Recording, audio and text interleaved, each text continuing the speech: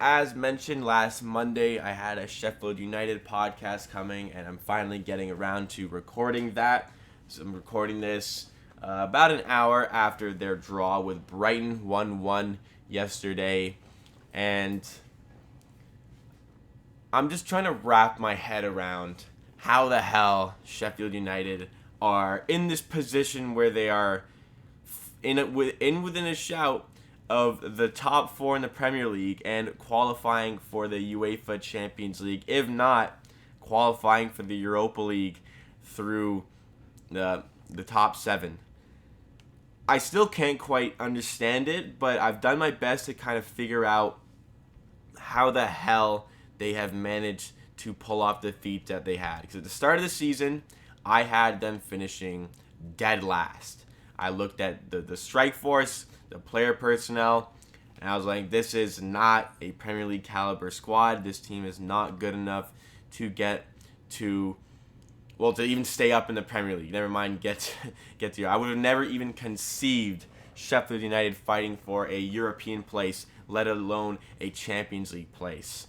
And the reason it seems as though they're having all this success, it's down to coaching. It's down to Wilder, who I think who could be Premier League manager of the season, and there's definitely a case for that. I might do a podcast on that soon. But when Sheffield United are playing, they play, the 3-5-2, one of the most effective formations if you can deploy it correctly. If you can deploy this correctly, you're almost playing with basically 9 or 10 attackers at all time when you have the ball, and maybe 9 or 10 players defending whenever you have the ball. You could even make it 11 attackers. You want to get Dean Henderson involved in building at the back.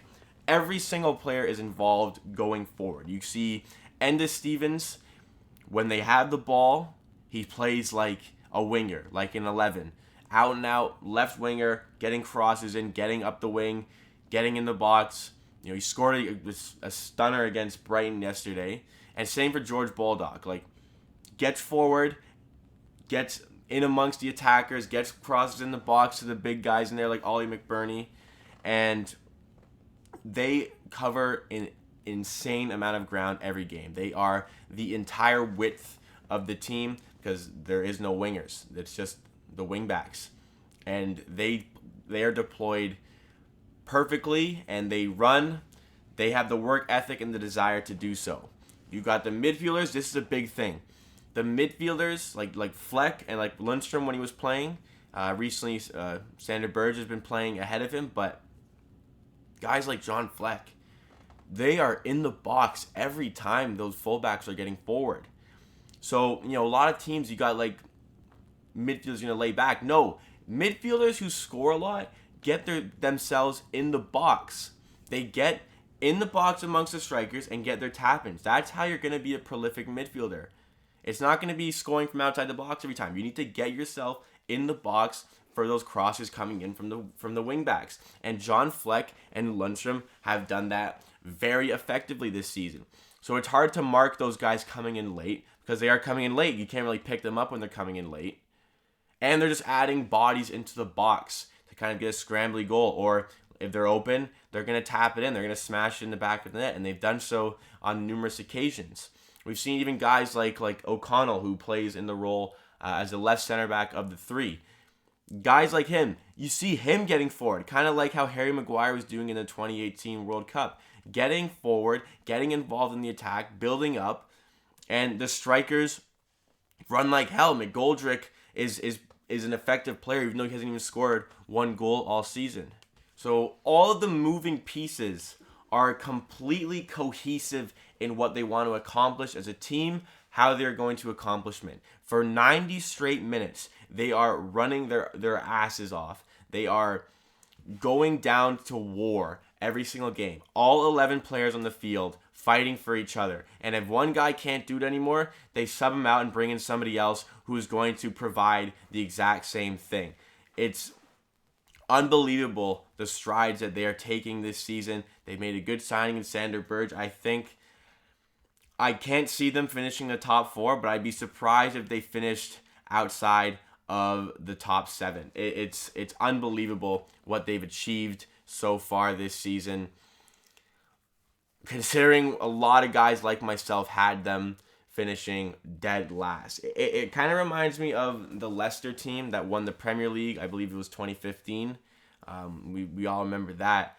But you looked at the squad, like, there's no way they can do that. But when everybody on the field has that belief and that confidence, and they're all trying to accomplish the same goal, and they all are trying to accomplish it in the same way, everybody is working their ass off for the manager, that's when teams are going to succeed. I've said multiple times on this show that the most important thing for an athlete is confidence. And when you have all the confidence in the world, like every single player on this Sheffield United team does, that's when you're going to get the best output. If you're the most talented player in the world, but you don't have any confidence, I'd sooner take a guy who's not as talented as you, but much more confident. You just don't think about what you're doing. If you're in around the goal, you don't think about it. You just smash it in the net. But when you're not confident, you got to think about it too much, and that's when mistakes can happen. That's why under pressure, top players can falter. And that's why in any sport, and in the crunch moments, maybe the best players don't show up like they normally do. And that's just the psychology of sport. But when every player is playing with that immense amount of confidence, they're all buying into the coach's system, and the coach is doing a great job, you're going to see success, like Leicester, like when Burnley qualified for the Europa League a couple of years ago. They finished 7th. They didn't quite make it to the group stage, but they were in the qualification round. They finished 7th. And Burnley right now, by the way, are in 8th in the Premier League. They've won 4 of their last 5, drawing the other one. And, we thought that was a one-off, but look, they're all buying into Sean Dyche's system, and it's coming to good avail at the moment. And for Sheffield United, they're all buying into Wilder's system. They won the championship last year. I don't even think they had a good enough team to win the championship last year, but they did that.